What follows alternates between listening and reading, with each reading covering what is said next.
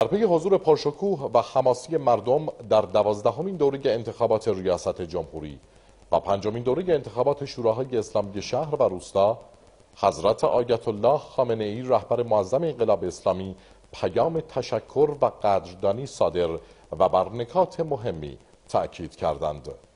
متن پیام رهبر انقلاب اسلامی به این شرح است: بسم الله الرحمن الرحیم. ملت عزیز ایران، جشن حماسی انتخابات دیروز بار دیگر گوهر درخشان عزم و اراده ملی را در برابر چشم جهانیان به جلوه آورد. مشارکت گسترده و پرشور شما و هجوم مشتاقانه به مراکز رأیگیری و تشکیل صف‌های طولانی برای رسیدن به صندوق‌های رأی در همه جای کشور و از همه قشرهای اجتماعی نشانه ای آشکار از استحکام پایه‌های مردم سالاری اسلامی و دلبستگی همگانی به این موهبت بزرگ پروردگار بود و ایران و ایرانی را در آزمون میدان عمل سرافراز و روسفید کرد. دیروز با این حضور متراکم و افکندن بیش از 40 میلیون برگه رأی در صندوقها، نصاب تازه‌ای در انتخابات ریاست جمهوری پدید آمد و پیشرفت روزافزون ملت ایران را در عرصه حضور و بروز قدرتمندانه نشان داد. ایران اسلامی بار دیگر بدخواهان و کینورزان و حسودان را عقب نشانید و دل دوستان و تحسین کنندگان خود را لبریز از شادی و افتخار کرد. پیروز انتخابات دیروز شما مردم ایرانید و نظام جمهوری اسلامی است که به رغم توطئه و تلاش دشمنان توانسته است اعتماد این ملت بزرگ را به طور فزاینده جلب کند و در هر دوره درخشش تازه‌ای نشان دهد. آزمون برجسته دیروز تنها مشارکت گسترده نبود، آرامش و متانت و نجابت شرکت کنندگان که امنیت انتخابات را تضمین کرد نیز بخش مهمی از این آزمون خیره کننده بود. همه قشرها، همه سلیقه‌ها، همه گرایش‌های سیاسی در کنار هم به صحنه آمدند و دوشادوش یکدیگر به نظام جمهوری اسلامی رأی دادند.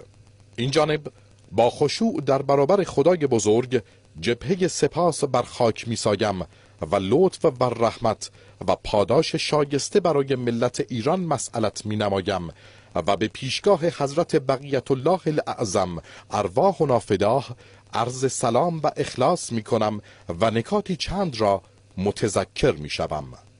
1. به مردم عزیز عرض می کنم خدای را بر موفقیت در برگزاری انتخابات شکر گزارید و پس از التهاب روزها و هفته‌های پیش از انتخابات اکنون به اتحاد و اتفاق عمومی بیندیشید که بیشک یک عامل مهم استحکام و اقتدار ملی است. همه در زیر سایه نظام جمهوری اسلامی و فرزندان این میهن سرافرازید. بکوشید تا سهم خود از وظیفه پیشبرد کشور به سمت هدفهای بزرگ را بشناسید و دنبال کنید. برآمدن همه آرزوهای ملی در گرو چنین اندیشیدن و چنین عمل کردن است. 2. به رئیس جمهور محترم و همه کسانی که در دولت آینده شرکت خواهند داشت سفارش و تأکید می کنم که کار و تلاش پرانگیزه و اندیشیده و جوانانه را برای برطرف کردن مشکلات کشور در پیش گیرند و لحظه ای از این خط مستقیم غفلت نکنند. رعایت قشرهای ضعیف، توجه به روستاها و مناطق فقیر، در نظر گرفتن اولویت‌ها، برخورد با فساد و با آسیب‌های اجتماعی باید در صدر برنامه‌ها قرار گیرد. 3. عزت ملی و رعایت حکمت در ارتباطات جهانی و اهتمام به اقتدار بین المللی نیز از جمله اولویت‌های مدیریت انقلابی و اسلامی است. 4. لازم می‌دانم از یکایک آحاد شرکت کننده در انتخابات و نیز کسانی که در ترغیب آنان به این وظیفه نقش آفریدند تشکر کنم، به ویژه مراجع معظم و علماء اعلام و نخبگان دانشگاهی و سیاسی و فرهنگی و هنری. 5.